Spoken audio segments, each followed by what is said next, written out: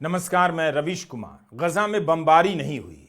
बिना बमबारी की एक रात क्या गुजरी, शांति का दावा किया जाने लगा है। क्या गजा में शांति का दौर लौटने वाला है? यह सवाल इस सवाल से जुड़ा है कि नेतन्याहू का क्या होने वाला है।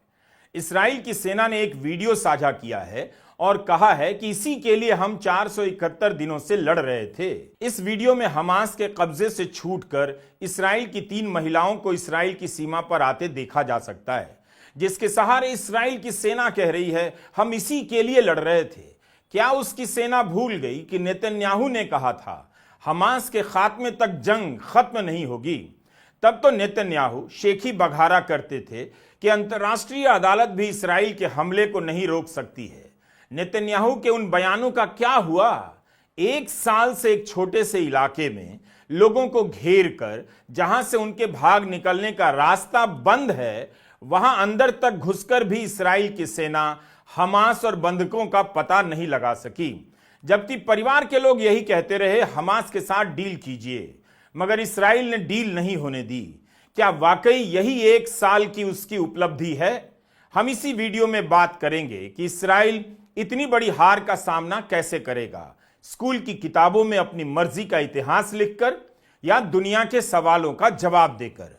क्या हमास के साथ समझौता हमास को मिटा देने की नीति के ठीक उलट नहीं है? अगर हमास मिट ही गया होता, इतना ही कमजोर हो गया होता, तो क्या हमास इसराइल के सामने आत्मसमर्पण नहीं करता? इसराइल को अदला बदली की शर्त हमास के साथ क्यों स्वीकार करनी पड़ी? इसराइल और हमास की तरफ से बंधकों को रिहा किए जाने की खबरों और तस्वीरों से मीडिया और सोशल मीडिया के पन्ने भर गए हैं। इन सब के बीच अल जजीरा की एक खबर पर मेरी नजर पड़ गई कि पिछले 57 वर्षों में इसराइल ने 10 लाख फिलिस्तीनियों को जेल में डाला है। 10 लाख। और इस वक्त भी 10,000 फिलिस्तीनी इसराइल की जेलों में बंद हैं। क्या ये बंधक नहीं है? हमास ने दावा किया है कि इसराइल की जेलों से 69 फिलिस्तीनी महिलाएं और 21 नाबालिग लड़के छोड़े गए हैं। इनमें से कुछ 12 साल के भी हैं।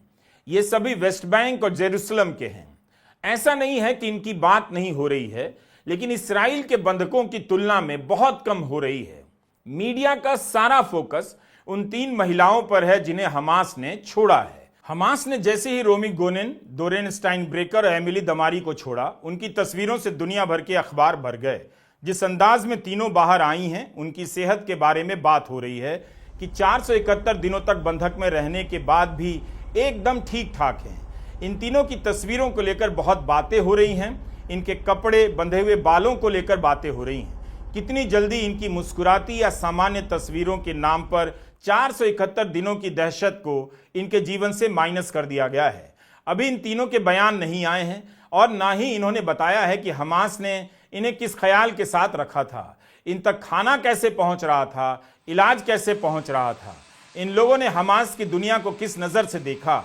जब गजा पर बम बरस रहे थे, तब क्या इन्हें लगा कि जिंदा बचना मुश्किल है? क्या इन्हें नेतन्याहू पर भरोसा था कि उनके नेतृत्व में इसराइल के सैनिक उन जगहों तक पहुंच जाएंगे जहां पर इन्हें बंधक बनाकर रखा गया है? पहले चरण में कुल 33 बंधकों को रिहा किया जाना है। इन तस्वीरों से कई सवालों के जवाब नहीं मिलते हैं। इस सवाल के जवाब भी नहीं मिलते कि इतनी बमबारी के बाद, भूखमरी के बाद हमास ने इन बंधकों को नुकसान तक नहीं पहुंचाया। ऐसा कैसे हुआ? 1 साल तक गजा पर दिन रात बम गिरते रहे, पीने का पानी नहीं था, खाने के लिए रोटी नहीं थी, इलाज के लिए दवा नहीं थी, बच्चे मर रहे थे, तब भी हमास ने इन्हें कोई नुकसान नहीं पहुंचाया। हमास के सबसे बड़े नेता याह्या सिनवार को मार दिया गया। इसराइल इसे अपनी बड़ी कामयाबी बताता रहा, लेकिन इसके बाद भी हमास ने इन बंधकों का कोई नुकसान नहीं किया। कुछ बंधकों की मौत की खबरें आई हैं, मगर इसकी पुष्टि अभी नहीं हुई है कि उन्हें हमास ने मारा या दूसरे कारणों से उनकी मौत हुई। इन्हीं बंधकों के कारण हमास इसराइल से बातचीत कर पाया है। अगर हमास को बंधकों की हत्या करनी होती तो फिर वो उन्हें लेकर ही क्यों आता? लाने के बाद उन्हें सुरक्षित और ठीक सेहत में क्यों रखता? क्या आप यह बात समझ पा रहे हैं कि नेतन्याहू की सेना जमीन से हमला कर रही थी, आसमान से बम गिरा रही थी, तब भी हमास इन बंधकों का पोषण कर रहा था, नुकसान नहीं पहुंचा रहा था। जिस गजा के मिट जाने की नौबत आ गई, अस्पताल से लेकर कोई ठिकाना सुरक्षित नहीं बचा, वहां से हमास के कब्जे से ये बंधक सुरक्षित बाहर आ रहे हैं। क्या दुनिया को जो बताया जा रहा है वही सच है या कुछ और है जिसे हम कभी नहीं जान पाएंगे? जमीन से भी इसराइल की सेना गाजा में घुसी हुई थी, तब भी वह बंधकों तक नहीं पहुंची। गजा के बड़े भूभाग को समतल कर दिया गया। जिस इसराइल की सेना के पास पेजर में धमाका करने की क्षमता है, वह गजा में घुसकर भी हमास तक क्यों नहीं पहुंच पाई? अपने बंधकों को नहीं छुड़ा सकी? क्या आप कह सकते हैं कि हजारों टन बम गिराने वाला नेतन्याहू विजेता है? क्या आपने ऐसी किसी सेना की कहानी सुनी है जो 1 साल तक एक तरफा बम गिराती रही, एक ऐसी जगह पर बमबारी करती रही जहां से भागने का कोई रास्ता नहीं था, फिर भी वह सेना हार गई? उसे उस हमास से समझौता करना पड़ा जिसे मिटा देने तक नेतन्याहू ने युद्ध करने का ऐलान किया था। आज दुनिया के सामने यही तस्वीर है कि हमास के बंदूकधारी 3 महिलाओं को अपने कब्जे से रिहा कर रहे हैं। गजा में केवल गजा के मकानों के मलबे नहीं, इसराइल की सेना का दंभ भी उन्हीं मलबों के ढेर में पड़ा मिल जाएगा। यह बात इसराइल को अच्छी तरह मालूम है। उसकी झुंझलाहट नजर आती है जब वो कहता है कि कुछ ही दिनों के लिए युद्ध विराम के लिए हामी भरी गई है। समझौते के बाद नेतन्याहू जश्न नहीं मना रहे, बल्कि यही कह रहे हैं कि अगर हमें मजबूर किया गया तो अमेरिका के ही सपोर्ट से हम दोबारा युद्ध करेंगे। इस समय नेतन्याहू को बंधकों का ख्याल आ गया। जब तक बाइडेन की सरकार थी तब तक तो नहीं आया। यही कहते रहे कि बंधकों की रिहाई के नाम पर डील नहीं करेंगे, हमास को पहले मिटाएंगे। तो अब यह डील कैसे हो गई? नेतन्याहू मध्य पूर्व का चेहरा ही बदल देने की बात कर रहे हैं, लेकिन इस सवाल का जवाब नहीं दे रहे कि गजा में उन्हें क्या मिला। हमास से उन्होंने तभी क्यों नहीं समझौता किया जब बात चल रही थी? नेतन्याहू पर यह आरोप भी लगे हैं कि उन्होंने बंधकों के परिवारों को मिलने का समय नहीं दिया। दिसंबर की खबर है कि बंधकों के परिवारों ने धमकी दे दी कि अगर नेतन्याहू ने युद्ध विराम की डील नहीं मानी तो सुप्रीम कोर्ट चले जाएंगे, देश के प्रधानमंत्री के खिलाफ मुकदमा दर्ज कराएंगे। एक सवाल यह भी है कि नेतन्याहू का क्या होगा? क्या ट्रंप उन्हें बचा पाएंगे या अब उन्हें भी जाना होगा? बस इसी सवाल के जवाब से साफ हो जाएगा कि ट्रंप इसराइल और गजा को लेकर किस तरह का इरादा रखते हैं। यह शख्स जिस पर अंतर्राष्ट्रीय अदालत में नरसंहार और युद्ध अपराध का मुकदमा चल रहा है, जिसके खिलाफ नवंबर 2024 में अंतर्राष्ट्रीय क्रिमिनल कोर्ट आईसीसी ने गिरफ्तारी का वारंट जारी किया है, इसके कारण 122 देशों की जमीन पर नेतन्याहू के लिए उतरना आसान नहीं होगा, क्योंकि वे गिरफ्तार किए जा सकते हैं। आईसीसी के वेबसाइट पर लिखा है कि नेतन्याहू पर आरोप है कि मौजूदा हमले के दौरान उन्होंने भूखमरी को युद्ध का हथियार बनाया और जानबूझकर गजा के आम नागरिकों पर हमला किया, उनकी हत्या की और उन पर जुल्म ढाए। अब यह बात भुला दी गई है, मगर 7 अक्टूबर के हमले से पहले नेतन्याहू इसराइल में जनता के भयंकर आक्रोश का सामना कर रहे थे। 2020 से इस व्यक्ति के खिलाफ इसराइल की अदालत में फ्रॉड, रिश्वतखोरी और भरोसा तोड़ने का मुकदमा चल रहा है। 2019 में दर्ज हुए इन मामलों को केस नंबर 1000, केस नंबर 2000 और केस नंबर 4000 के नाम से जाना जाता है। 2020 से इन मामलों में सुनवाई चल रही है, लेकिन नेतन्याहू पहली बार पिछले महीने दिसंबर 2024 में जाकर अदालत के सामने पेश होते हैं। मीडिया रिपोर्ट से पता चलता है कि पिछले वर्षों में उनकी टीम ने बार बार उनकी पेशी टालने की कोशिश की। हमास के हमले से पहले जनता के प्रदर्शन इतने विशाल हुआ करते थे कि नेतन्याहू की कुर्सी खतरे में दिखाई देने लगी थी। उनकी सरकार न्याय प्रणाली में सुधार करने के नाम पर एक ऐसा प्रस्ताव लेकर आई जिसे लेकर इसराइल में बवाल मच गया। इसके अनुसार सरकार सुप्रीम कोर्ट और निचली अदालतों से उनकी वह शक्ति छीन सकती है जिसके तहत वे सरकार के अनुचित फैसलों को खारिज कर सकती थी। इस प्रस्ताव से लोगों में गुस्सा फैला। इसराइल के लोग समझ गए कि इस सुधार से ही न्याय प्रणाली कमजोर हो जाएगी और नेतन्याहू अपने आप को कोर्ट के आदेशों से बचा लेंगे। तो नेतन्याहू पर एक मामला यह भी है कि इन्होंने सुप्रीम कोर्ट का अधिकार खत्म कर दिया, जिसके तहत सुप्रीम कोर्ट सरकार के फैसले को रद्द कर सकता था। गजा पर हमले के कारण ये सभी मामले बंद नहीं हुए हैं, लेकिन बमबारी के शोर में इनकी चर्चा पीछे चली गई थी। Perhaps most beautiful of all, this week we achieved an epic ceasefire agreement as a first step toward lasting peace in the Middle East. And this agreement could only have happened as a result of our historic victory in November. That was some victory. Was that greatest? But I'm glad to report that the first hostages have just been released.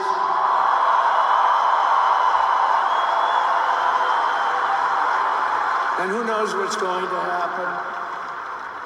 I know that Biden is saying that they made the deal well. You know,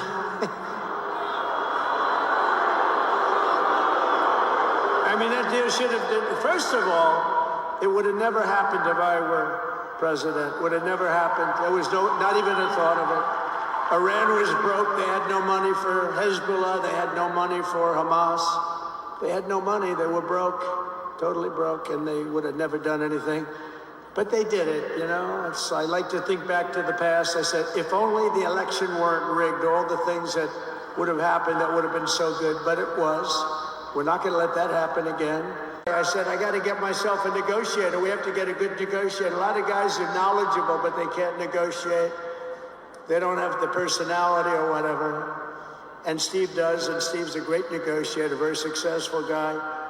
But he's our new special envoy to the Middle East for helping reach this great breakthrough, and really couldn't have been done without Steve. Where is Steve Witkoff? Is he around here someplace? Because he was so great. There he is. Hello, Steve.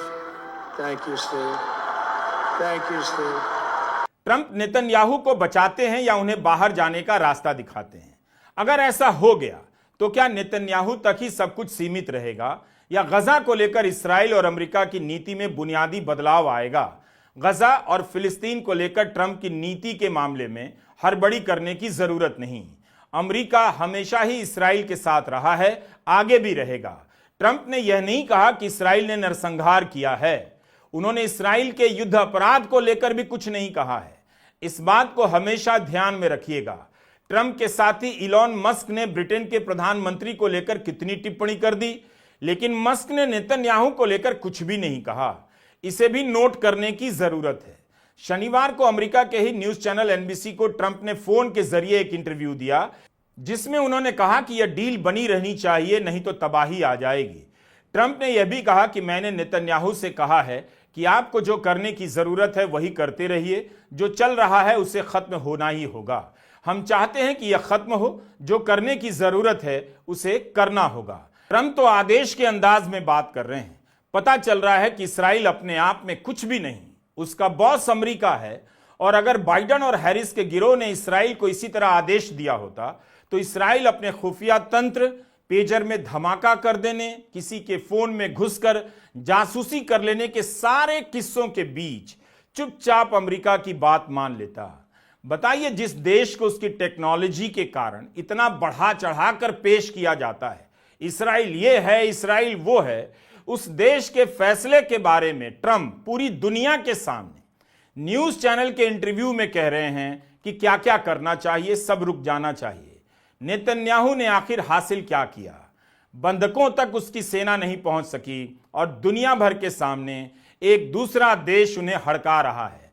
फिलहाल Trump भी केवल युद्ध रोकने की बात कर रहे हैं, दो राष्ट्रों की मान्यता की बात नहीं कर रहे, गजा के अधिकार और आजादी की बात नहीं कर रहे। कम से कम इस वक्त तक उन्होंने ऐसा कुछ भी नहीं कहा। बाइडेन और ट्रंप की बातों में अंतर जरूर होगा, लेकिन अमेरिका की नीति में बहुत बड़ा बदलाव होता नहीं नजर आ रहा। लेकिन ट्रंप ने इतना तो दिखा दिया कि उसी अमेरिका में एक गिरोह था जो इस बमबारी में शामिल था और रोक नहीं पा रहा था। उसी अमेरिका से ट्रंप मिनटों में गजा पर हो रही बमबारी को रुकवा देते हैं।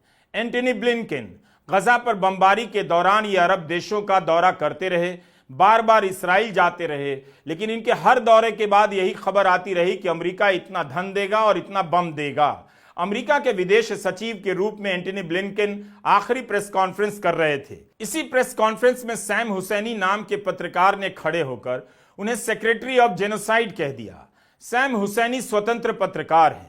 उन्होंने सवाल किया कि जब मई में डील हो गई थी, फिर उसके बाद भी बम क्यों बरसाए गए? आप सेक्रेटरी ऑफ डिफेंस नहीं, सेक्रेटरी ऑफ जेनोसाइड हैं। उनके इस बयान के बाद सिक्योरिटी गार्ड ने सैम को कमरे से बाहर निकाल दिया, मगर कमरे से निकाले जाने से पहले सैम ने ब्लिंकन की ओर चिल्लाते हुए कहा कि आप अपराधी हैं, अभी तक हेग में क्यों नहीं है, यानी अभी तक आपको अंतर्राष्ट्रीय अदालत क्यों नहीं ले जाया गया है। अमेरिकी मीडिया की हालत यह है कि सैम हुसैनी के साथ हुए इस बर्ताव पर चुप्पी मार गया। सवाल है कि युद्ध विराम को लेकर हम केवल बंधकों और कैदियों की अदला बदली देख रहे हैं या गजा को लेकर कुछ नया और ठोस बदलने जा रहा है, वह भी देखेंगे।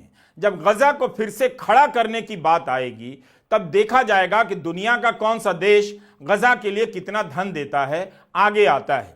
अभी तक लग रहा था कि इस्राइल के आगे सब बेबस हैं, लेकिन ट्रंप के आने के बाद साफ हो गया कि अमेरिका के कारण इस्राइल के आगे सब चुप होते हैं। पिछले साल मई के महीने में इस्राइल के राष्ट्रीय सुरक्षा सलाहकार ने कहा था, अगर आतंकी संगठन हमास सारे बंधकों को रिहा कर देगा तब भी युद्ध नहीं रुकेगा। ऐसी खबरें छपी थीं। क्या ट्रंप ने इन सबको हड़का कर चुप करा दिया है कि सब युद्ध विराम के लिए राजी हो गए, या कोई दिखावे की रणनीति बनी है? किसी ने लिखा है कि जब भी अमेरिका में राष्ट्रपति शपथ लेते हैं, गजा पर इस्राइल का हमला रोक दिया जाता है। अमेरिकी टीवी चैनल एनबीसी में शांटाल दा सिल्वा की रिपोर्ट है। लिखा है कि नेतन्याहू ने मध्यस्थता के लिए फोन कर पहले ट्रंप का शुक्रिया अदा किया, उसके बाद बाइडन को फोन किया। नेतन्याहू के प्रवक्ता ने मीडिया से कहा है कि मई के बाद से हमास बदल गया। सिनवार की मौत का असर हुआ, हमास कमजोर हो गया, उसके नेता मारे गए और हथियार खत्म होने लगे। अमेरिकी सुरक्षा प्रवक्ता जॉन कर्बी ने भी एनबीसी से कहा है, हमास के कमजोर हो जाने के कारण डील हुई। यह सफाई बेहद कमजोर है, बल्कि झूठ भी है। आखिर कब आपको लगा कि अमेरिका और इस्राइल की साझा ताकत के आगे हमास कमजोर नहीं था? क्या अब दुनिया को यह भी यकीन करना होगा कि हमास कभी इस्राइल और अमेरिका के आगे बहुत मजबूत था? जुलाई में इस्माइल हनिया की हत्या होती है, अक्टूबर में हमास के सबसे मजबूत नेता याहिया सिनावर की हत्या होती है। उसके बाद 3.5 महीने लगे अमेरिका और इस्राइल को हमास को कमजोर करने में। यह कमजोर होना हुआ या दुनिया को बुद्धू बनाना हुआ? अगर अमेरिका की यह लाइन है कि हमास के कमजोर होने के कारण यह डील हुई है, तो पता चलता है कि असलियत में कौन कमजोर हुआ है। इस्राइल के हमले को लेकर अमेरिकी मीडिया ने अपना भरोसा गंवा दिया है, तो दूसरी तरफ इस्राइल ने गजा के भीतर कभी मीडिया को जाने ही नहीं दिया। अमेरिका में इस बात की भी चर्चा चल रही है कि बाइडन ने अमेरिका में चीन के कारण टिकटॉक को बैन नहीं किया था, बल्कि जनता तक गजा की सही तस्वीर ना पहुंचे इसलिए बैन कर दिया था। 471 दिनों के बाद रोमी गोनेन रिहा हुई हैं। 24 वर्ष की रोमी अक्टूबर 2023 में नोवा फेस्टिवल में भाग लेने गई। रोमी और एमिली दमारी को एक ही जगह से अगवा किया गया। रोमी के बारे में मीडिया रिपोर्ट में पढ़ने को मिला कि वे डांसर हैं। 12 साल उन्होंने डांस की पढ़ाई की, कोरियोग्राफर का करियर अपनाया। नोवा फेस्टिवल रेगिस्तान में हो रहा था, इसलिए छिपने की जगह नहीं थी। फिर भी रोमी और उनके दोस्त अगवा होने से पहले कई घंटे तक हमास के लड़ाकों से छिपते रहे। जिस समय वे अगवा हुई, रोमी अपने परिवार से फोन पर बात कर रही थी। गोनेन कह रही थी कि मैं आज मरने वाली हूं, भागने की कोशिश कर रही थी जब पकड़ी गईं। उनके परिवार ने फोन पर आखिरी आवाज हमास के लड़ाके की सुनी, जिसने कहा कि यह जिंदा है, इसे ले चलो। बाद में गोनेन का फोन गजा तक ट्रेस किया गया। एमिली दमारी 28 साल की दमारी ब्रिटिश इस्राएली नागरिक हैं। वे भी उसी इलाके में हमास की गिरफ्त में आई जहां से रोमी अगवा की गईं। हमले के दौरान एमिली के हाथ पर गोली लगी। रिहाई के बाद उनकी जो तस्वीरें आई हैं उनमें देखा जा सकता है कि उनकी दोनों उंगलियां अब नहीं हैं। हमले के समय उनके कुत्ते को भी गोली मार दी गई। जिस दिन एमिली बंधक बनाई गई उसी दिन एमिली की मां भी हमले की चपेट में आ गई। वे अपने घर के सेफ रूम में घुस गईं और हमास की गोली दरवाजे के हैंडल पर इस तरह लगी कि दरवाजा खुल नहीं पाया। मैंडी बच गईं। आखिरी बार एमिली ने अपनी मां को दिल का इमोजी भेजा, उसके बाद दोनों की बात नहीं हुई। आज इस्राएल की सेना ने उनके मिलने का फोटो साझा किया है, लेकिन आप उनके बारे में कम जानते हैं या नहीं जानते हैं जिन्हें इस्राएल ने रिहा किया है। ट्विटर पर फिलिस्तीनी नेता खालिदा जर्रार की तस्वीरें वायरल हैं। 62 वर्षीय खालिदा दिसंबर 2023 से इस्राएल की जेलों में बंद थीं। उन्हें प्रशासनिक हिरासत के नाम पर जेल में रखा गया। इसके तहत इस्राएल किसी को भी बिना आरोप और बिना ट्रायल के अपनी जेलों में बंद कर सकता है। पिछले 6 महीने से वे एकांत कारावास की सजा भोग रही थीं।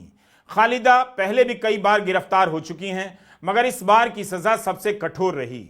जिन वर्षों में खालिदा जेल की सलाखों के पीछे थीं, उनके पिता, बेटी और भतीजी की मौत हो गई।